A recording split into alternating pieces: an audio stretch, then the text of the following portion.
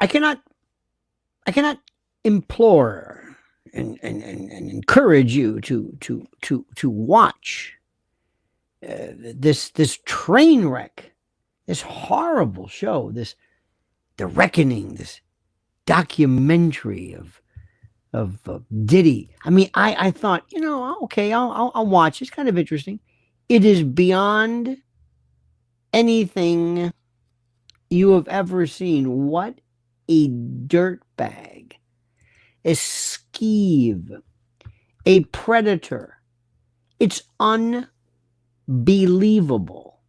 I had no idea. I also had no idea how the groups of individuals who made up the founding fathers of rap and the like are a bunch of morons. It's like handing millions of dollars to retarded people and saying, here, do what you want. These people they're morons. I mean, I'm sorry. They can barely speak. This is gibberish. It's the most, and as far as the music goes, and listen, my opinion, I know it's popular, it's garbage. It is the most ridiculous. I cannot believe. I understand the rudiments of Bitcoin better than I do this. It's horrible. But that notwithstanding, what's really interesting is what we're seeing right now isn't a scandal. It's a reckoning, as the documentary is called. The new documentary series, Sean Combs, The Reckoning. Oh, you got to see this. And the torrent of allegations. This guy's a perv, a skeeve, a pedophile. If he's not a closeted homosexual or somebody who is at least embracing of that lifestyle, I mean, I think he's omnisexual. I don't think he knows what he wants to be. Maybe it's because of his background. Maybe the fact that his mother basically beat the hell out of him and he slapped her. I can't tell you what he did with the cup. And I mean, it is bizarre. And granted, he was an entrepreneur, but he's a dirtbag. He's the lowest. I mean, and I don't know who isn't. I mean, even country music, I thought, they had some David Allan Coe characters now but it's like one's worse than the other. What is this? And the cavalcade, the tsunami, the torrent of allegations, testimony, and legal findings behind it pulls the curtain back on what the music industry chieftain truly was. Not a mogul who rose through talent and hustle, but a predator, a thug, a punk, a skeeve, a perv, who used fame, power, and manipulation to treat people like disposable playthings. He's a horrible human being. Now, that doesn't mean that he should have been convicted of the Mann Act, because I can separate this. I'm a lawyer by profession. I can separate what he is. This is the individual. The pictures, remember with Justin Bieber? This guy's sick. And from the earliest episodes, you get the hard truth. This man built an empire on exploitation. Former associates and female performers and male escorts, ex-girlfriend staff, they all came forward, all came together, one after another, with similar stories of grooming and manipulation and coercion and blackmail and sexual violence. Oh, man. Let me just tell you, it is beyond anything I have. I thought I knew him, but not like this. Now, I want to stop on one particular note. 'Tis the season. This is critical. This is critical right now. If you know me, if you know who I am, I have been an absolute advocate of emergency food preparation since day one. And right now, my friend, I want to tell you about something right now with preparewithlionel.com, because Christmas time, speaking of degeneracy, is no time for complacency. Not with the world as fragile as it is now.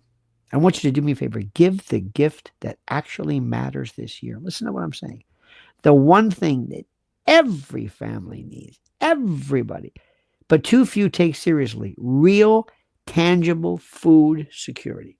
And right now, Our friends at My Patriot Supply are running a deal that is almost impossible to ignore. It's their buy one, gift two Christmas special. And you need to hear this clearly. All month long, when you pick up a 4-week emergency food kit, they will send you count them, two additional 1-week food kits absolutely free. No strings, no gimmicks, no nothing but the truth.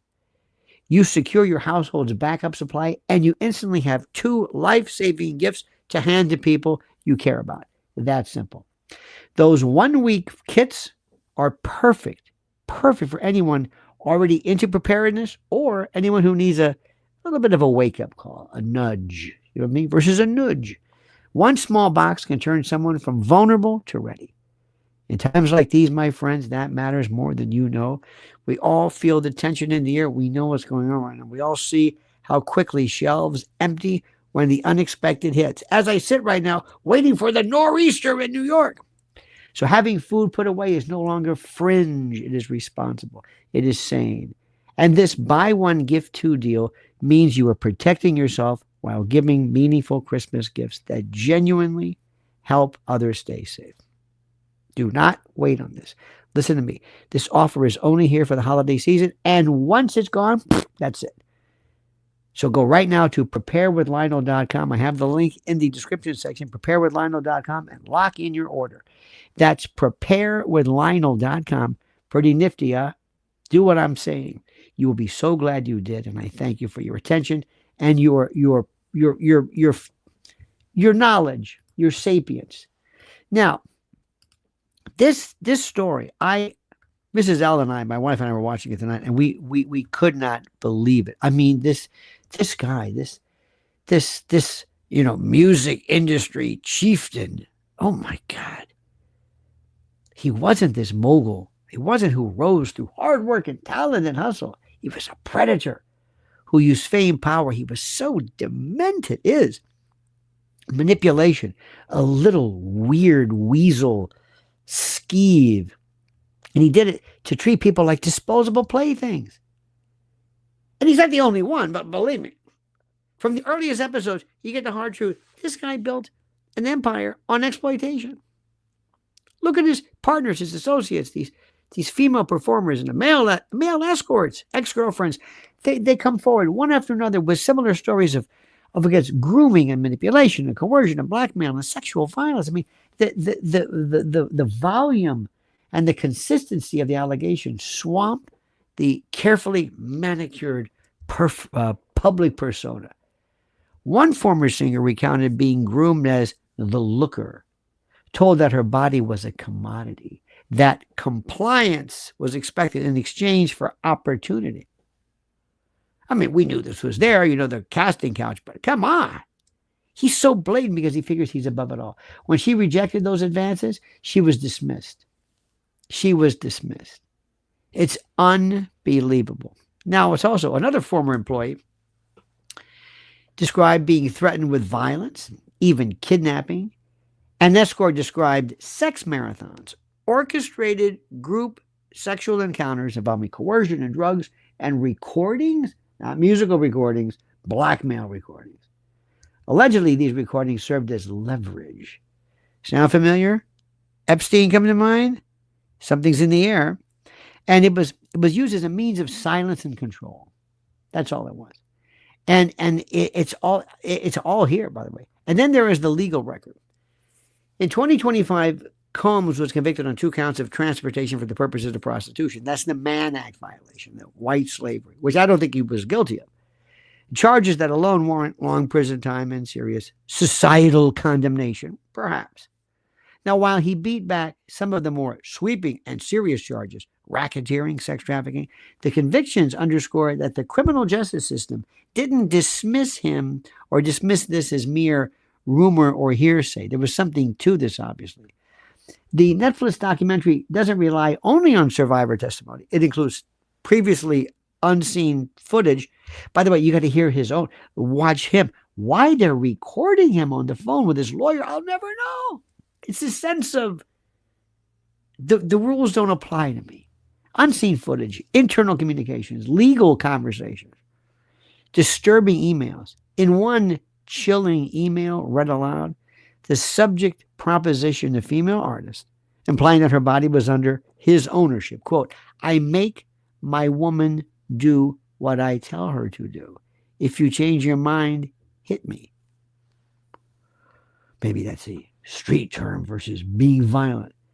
And a damning moment. This is incredible. This is something which is just, I mean, this, you've got to see this.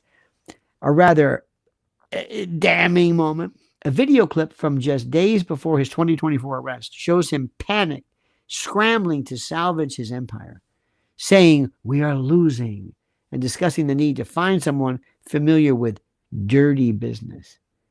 That isn't just a slip of worry. It's guilt realizing the fact that even the glamour and power that he supposedly exuded couldn't protect him from the torrent, the avalanche of evidence. Oh, it's incredible. So let's be blunt. This isn't a complicated story of he said, she said. No.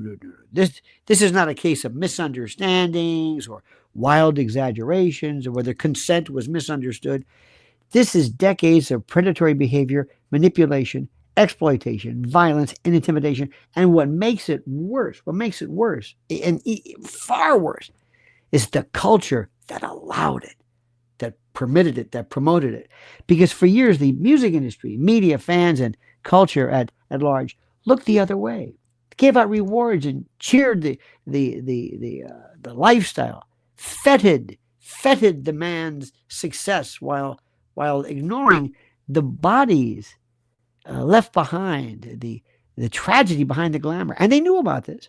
And the same system that made him rich made victims invisible. And now as the exposure happens, well, as truth catches up to wealth, we're seeing the real cost. What gets me angriest is the casualness, the sense that in that world, human dignity was optional. Opportunism was priority. Fame is leverage. Women and men were like audition fodder or props.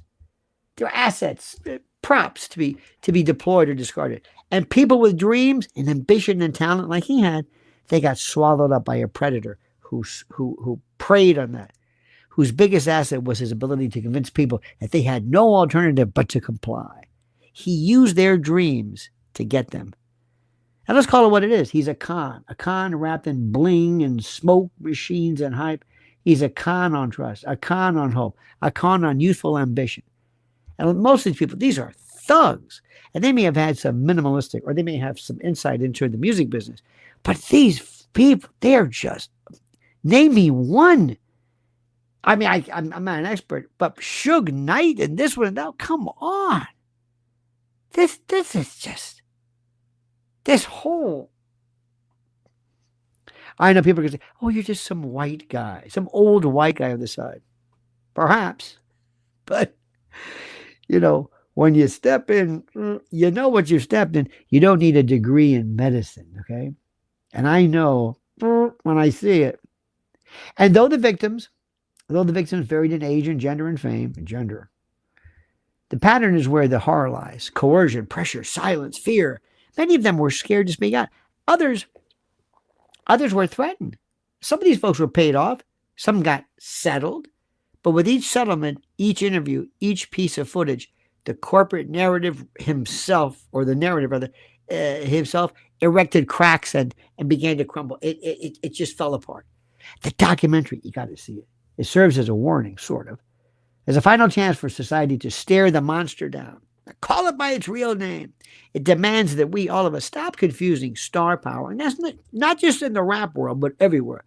Don't convince, remember Kevin Spacey and other people? Oh, they got a bunch of these people. Don't confuse star power with moral authority. It forces us to question the systems that elevate people simply because they make hits. And it rails against the networks of complicity and looking the other way. And that's management, media, and enablers. Yes.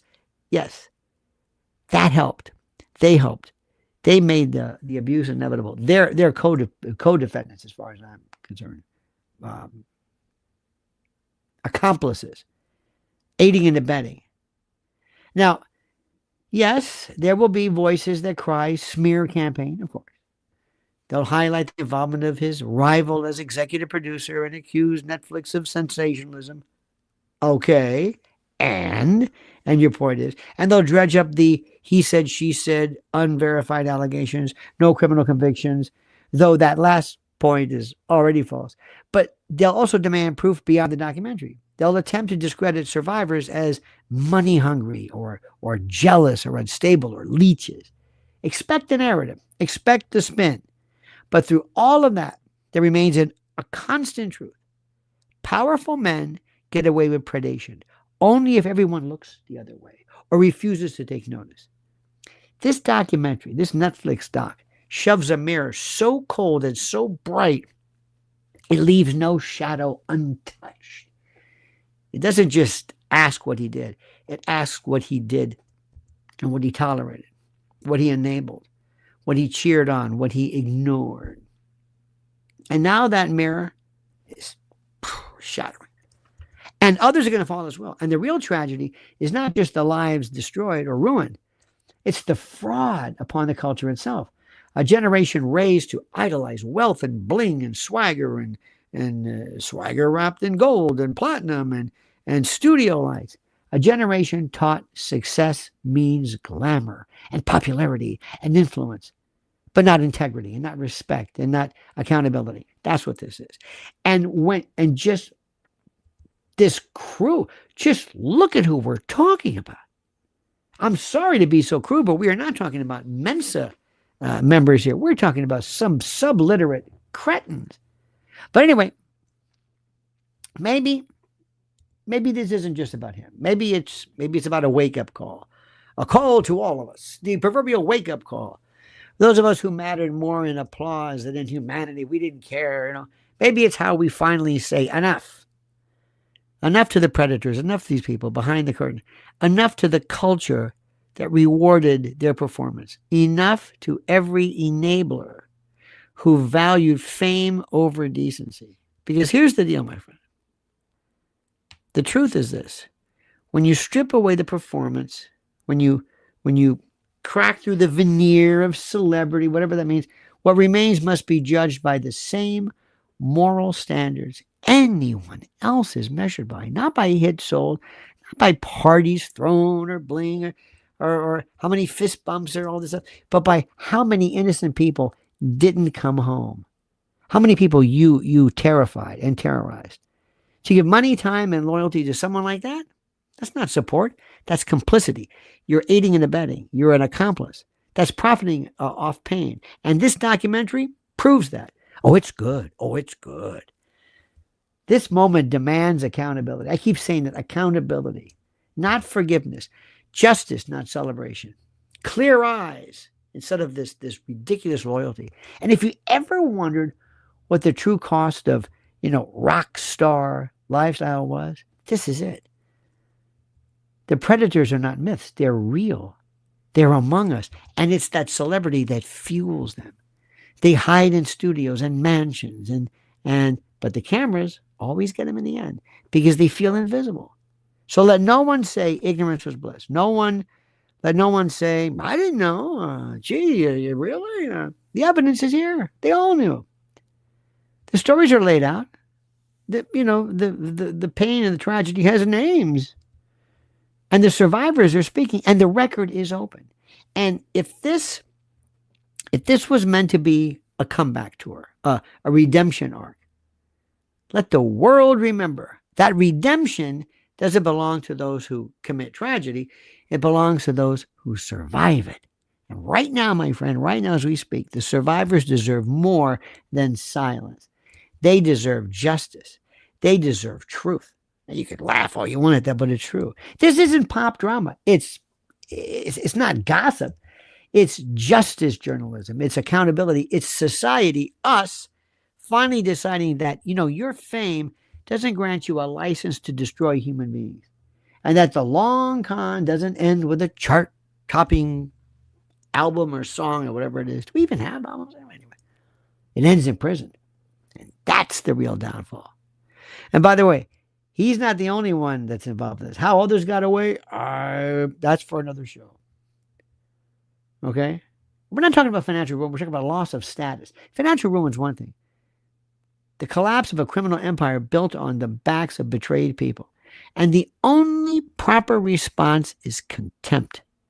Sympathy for the survivors, concern for the survivors and those who went through this, and an unwavering, absolute commitment to never let this kind of dirtbag culture reclaim legitimacy. Oh, you must see it. You must see it. It is absolutely grand.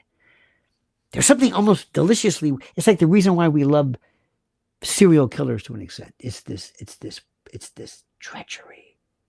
It's like, wow, how can people be that mean? And they are.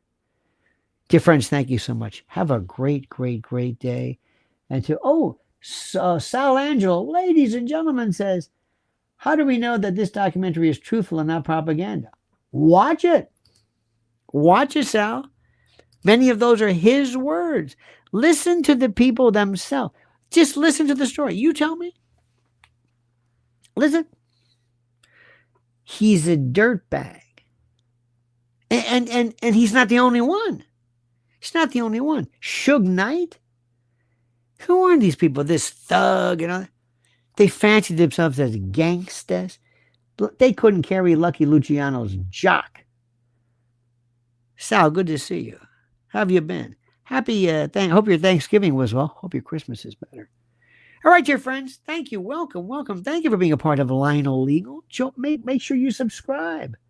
This Diddy stuff is great. Also, make sure you listen to me tonight on WABC from 1 to 5 overnights. Mrs. L, my beloved, is going to be on during Warrior Wednesday. We're going to be talking about using surveillance to our benefit. We've been told a long time that surveillance is a bad thing. Well, not if it helps. All right, my friends, you have a great, great, great day. So good to see you. Wonderful people. I love yous. Have a terrific day. Again, Sal, thank you, my friend. And don't forget, I'm also on Lionel Nation. This is Lionel Legal. And until we meet each other again, remember, it's time for you right now. And I've got some questions for you to comment as you see fit.